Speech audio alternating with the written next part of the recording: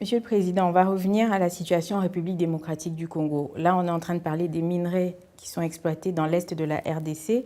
Alors, on va se focaliser sur l'est, justement. Alors, selon OCHA, depuis le début de cette année, plus de 358 000 personnes se sont nouvellement déplacées.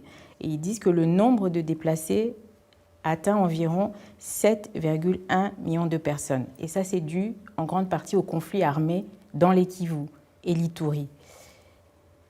Qu'est-ce que vous répondez aujourd'hui aux populations qui vivent dans les camps de déplacés à Mugunga, à Kibati, à Bouimba et qui n'espèrent que rentrer chez eux? Mais c'est déjà de leur donner l'espoir qu'un jour, ces populations rentreront chez elles. Parce que nous mettons tout en œuvre pour y arriver. Je vous ai parlé ici de ma volonté de vouloir le faire par la négociation. Parce que je veux privilégier cette voie, la voie de la paix, parce qu'elle est moins coûteuse d'abord, et puis elle est plus efficace. On ne perd pas de Mais elle est de plus vie longue. humaine. Les gens continuent à vivre sous des bâches, sous la pluie. Elle est beaucoup plus longue, oui, et ces gens, nous ne les laissons pas, parce que dans la mesure du possible, le gouvernement leur apporte les moyens dont ils ont besoin. Ça ne suffit pas, c'est vrai. Et je profite peut-être de l'occasion pour remercier aussi les autres pays et organisations qui ont aussi apporté de l'aide à ces victimes. Mais nous leur disons tout le temps d'espérer dans ce que nous faisons. Parce que notre détermination est sans faille. L'objectif, c'est de ramener la paix et de ramener toutes ces populations chez elles. En Ituri, en ce moment, il se passe de très très bonnes choses. Tous les groupes armés se sont déjà rencontrés. Ils ont signé ensemble un mémorandum dans lequel ils se sont engagés à faire la paix. Et si tout va bien, d'ailleurs, je vais m'y rendre à la mi-mai, en tout cas au début de ce mois qui arrive, de mai, pour m'en rendre moi-même compte, leur parler et sceller cette paix ensemble avec toutes les communautés. Donc là, ce sera déjà quelque chose de gagné. Les populations pourront rentrer. Et d'ailleurs, il y a des organisations internationales qui se proposent déjà à aider, comme l'OIM, l'Organisation internationale des migrations. La Banque mondiale aussi va nous accompagner avec quelques moyens. Nous avons nous-mêmes le processus des DRCS, désarmement, démobilisation, réinsertion sociale, donc par lequel nous allons reprendre tous les activistes des groupes armés. Et donc, si tout va bien, et je prie Dieu pour que vraiment que ça continue comme ça, le cas de l'Ituri sera réglé dans les mois à venir et nous pourrons fumer le calumet de la paix de ce côté-là. Il restera donc le Nord Kivu, où là, c'est une question de pillage des ressources de la République démocratique du Congo, en complicité évidemment avec certaines multinationales dans des pays industrialisés. Ça, c'est autre chose. Et donc, ça dépend justement de ces pays qui abritent ces multinationales. C'est à eux de faire pression sur ces sociétés pour qu'elles arrêtent ce commerce illicite. Nous sommes les représentants de la République démocratique du Congo et nous sommes ouverts à toutes les discussions, prêts à parler d'échanges, de partenariats gagnant-gagnant avec toutes ces multinationales, plutôt que de les laisser se contenter de ce trafic macabre qui se fait sur la vie de nos concitoyens. Qu'est-ce que vous répondez aux personnes qui disent que ces trafics de minerais se font parfois, voire souvent, en complicité avec des Congolais? Ça ne vient pas seulement du Rwanda ou d'autres pays. Quelles sont les mesures que vous avez alors par rapport à ces personnes? Mais les mesures, je crois que vous avez entendu, évidemment, on nous a, évidemment, les redresseurs de tort ont vite été en besogne pour nous juger. Vous avez par exemple appris que nous avons suspendu le moratoire sur la peine de mort. Évidemment parce que, à cause de certains compatriotes, il y a justement ces dégâts humanitaires. Ce sont des choses qui arrivent pas seulement du fait du Rwanda seul, mais du Rwanda et de ses complices qui vivent en République démocratique du Congo et qui sont congolais pour certains d'entre eux. Et donc c'est pour ça que nous brandissons, nous avons rétabli justement cette sanction pour les dissuader, parce que le premier objectif, c'est d'abord de les dissuader. Mais s'ils s'entêtent, eh ben, la peine de mort s'appliquera à eux. Monsieur le Président, vous venez de formuler une attente auprès des pays qui abritent les multinationales, dont les États-Unis, j'imagine, oui, dans le cas de Apple.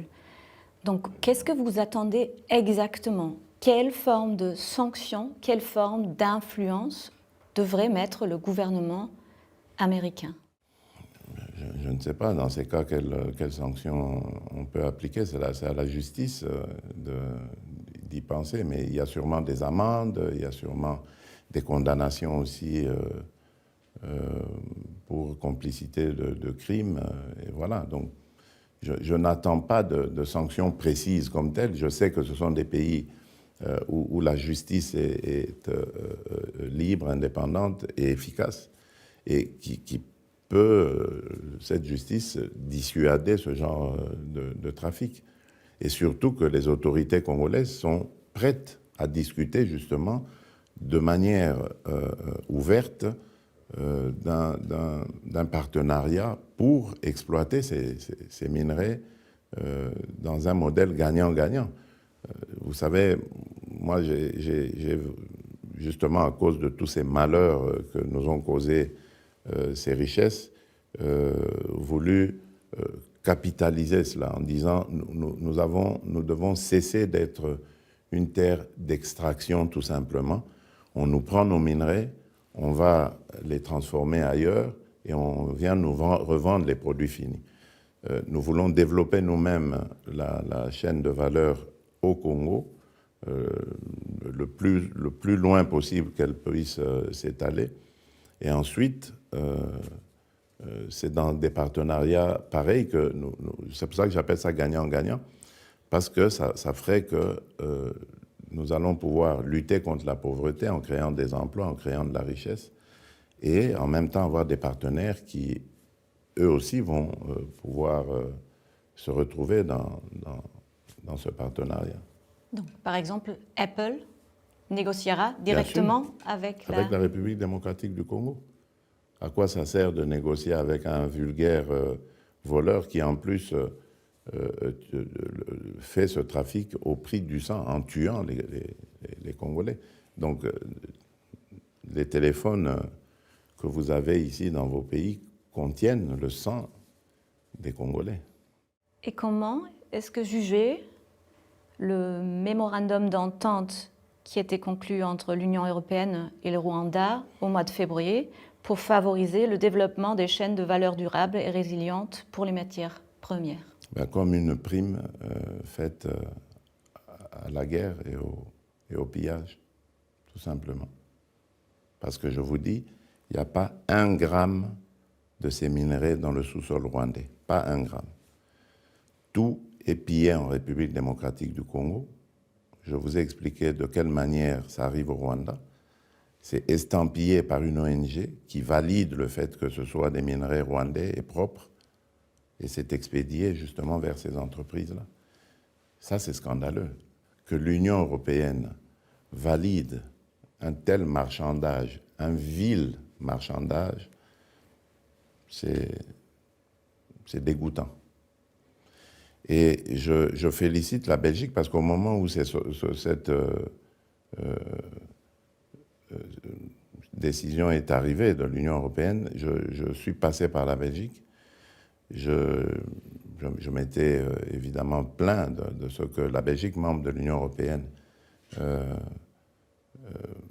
ait aussi participé à cela, mais je félicite le gouvernement belge parce que Le Premier ministre m'avait expliqué que la Belgique a émis des réserves sur ce mémorandum et a exigé qu'il y ait une traçabilité désormais. Donc, dans ce qu'ils vont faire avec le Rwanda, qu'il y ait une traçabilité de ces minerais. Et vous verrez qu'à cette occasion, nous allons découvrir que ces minerais ne viennent pas du Rwanda. Et donc, si l'Union européenne ne s'adapte pas, est-ce que vous chercherez d'autres partenariats et où? Si l'Union européenne ne s'adapte pas, ça veut dire que l'Union européenne favorise le pillage des ressources minérales de la République démocratique du Congo, et le problème se posera à l'Union européenne. Donc je n'ai même pas besoin de prendre une décision quelconque. Je reste ouvert. Moi, je n'ai pas besoin de condamner l'Union européenne. L'Union européenne compte plusieurs pays qui sont amis de la République démocratique du Congo, l'Allemagne, la France, la Belgique, la Hongrie. Je vais m'y rendre d'ailleurs dans quelques jours. Donc, je n'ai pas à condamner ces pays-là. Je sais que si ce mémorandum, ce MOU se confirme, et confirme donc la prime donnée à ce pillage, ben, il se posera un problème ici dans l'Union européenne, et je fais confiance à l'opinion d'ailleurs des Européens. Ils vont s'occuper de leurs décideurs. Mais Monsieur le Président, vous n'avez pas l'impression que dans la balance, justement vous parlez de prime, c'est un mot quand même assez fort, vous n'avez pas l'impression que dans la balance, le Rwanda pèse un peu plus que la RDC? Dans la balance de quoi? À l'international, si vous parlez d'une prime, si on leur a donné à eux une prime, est-ce que vous n'avez pas l'impression que votre pays ne pèse pas assez ou ne fait pas assez? Non, pas du tout.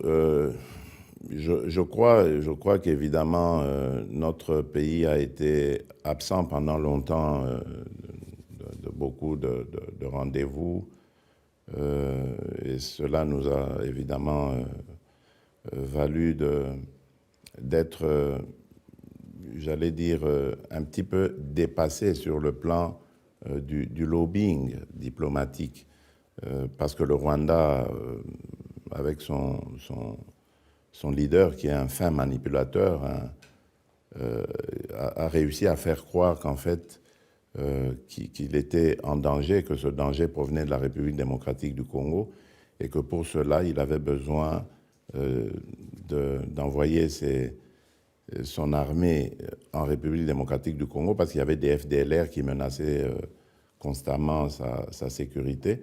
Mais en réalité, à côté de cela, il pillait les ressources. Et comme au Congo, en ce moment-là, ben, il n'y avait pas, je vais le dire très clairement, de dirigeants capables de pouvoir dénoncer cela, évidemment, le Rwanda en a profité. Mais regardez, depuis 2022, où l'agression a commencé et que nous avons dénoncé immédiatement cette agression, vous voyez que le narratif a changé. Donc ça ne fait qu'une année et demie que cela a commencé, alors que pendant 30 ans, le Rwanda a berné le monde entier. Donc donnez-nous le temps de rattraper notre retard, dû au fait qu'il y a eu un silence complice dans notre pays, dans le chef même de ceux qui dirigeaient ce pays-là. Et aujourd'hui, nous nous en rendons compte. Même l'armée a été complètement désarticulée, affaiblie, désorganisée pour ne pas qu'elle puisse être capable de faire face à toutes ces agressions. Toutes les opérations de brassage, mixage qui suivaient les crises qu'il y avait étaient justement des occasions pour infiltrer notre armée d'éléments rwandais qui ensuite allaient créer des désordres dans le pays. Tout cela, nous le savons. Nous sommes en train de le démanteler, mais donnez-nous le temps de le parachever, parce que ça a mis du temps à se faire, et il faut le défaire maintenant. Et sur qui est-ce que vous mettez votre espoir pour un processus de réconciliation, un processus qui va vers la paix, que vous avez dit, vous voulez la paix aussi pour les gens qui vivent notamment à l'est de votre pays. Sur qui est-ce que vous mettez l'espoir? Si vous dites que de Paul Kagame, ce que vous dites de lui, qui est pour vous la personne qui pourrait... Ben, celui ou celle qui viendra après Paul Kagame. Il n'est pas éternel. J'espère qu'après lui, il y aura un chef d'État qui pourra comprendre le sens et le bien fondé de vivre en paix avec ses voisins. On revient en République démocratique du Congo. Vous avez récemment nommé une femme. C'est pour la première fois que la RDC a une femme Premier ministre. Beaucoup d'attentes de la part de la population, beaucoup d'attentes de la part de plusieurs personnes. Mais le gouvernement n'arrive toujours pas, Monsieur le Président. Oui, il va arriver. C'est vrai que nous avons un système qui est assez, j'allais dire, vétuste, ou pas bien ficelé en tout cas. Parce que figurez-vous, aujourd'hui, nous sommes une majorité, nous constituons une majorité. Donc normalement, la composition d'un gouvernement ne devrait pas tarder. Mais regardez le temps qu'on a mis déjà au niveau de l'Assemblée nationale pour avoir un bureau, et nous ne l'avons pas encore. Donc c'est programmé pour début mai, maintenant. Mais on a mis un temps fou à le faire. On n'a même pas encore le Sénat. Donc je crois qu'il y a un problème avec notre Constitution. Il faudrait faire des réformes pour qu'on ne perde plus autant de temps à constituer un gouvernement. Les élections ont eu lieu fin décembre. Mon investiture a eu lieu le 20 janvier. Donc normalement, dans la foulée, on aurait dû commencer le travail. Mais on a perdu des mois à tout cela. La première ministre est là, elle est déjà très active, elle a reçu toutes les personnalités des secteurs de la vie publique nationale. Donc elle est prête, son programme est prêt. Mais nous attendons que tout se mette en place parce que son gouvernement ne sera validé que par l'Assemblée nationale. Après, et donc, pour une prochaine fois, ça serait avec une autre constitution. Enfin, nous, en Allemagne, on connaît très bien la situation de former un gouvernement avec des partenaires. On a beaucoup d'expérience. Donc, c'est possible. Mais pour vous, ça serait la solution moins souhaitable par rapport à un changement de la Constitution ? Je n'ai pas très bien compris votre question. Désolée. Oui.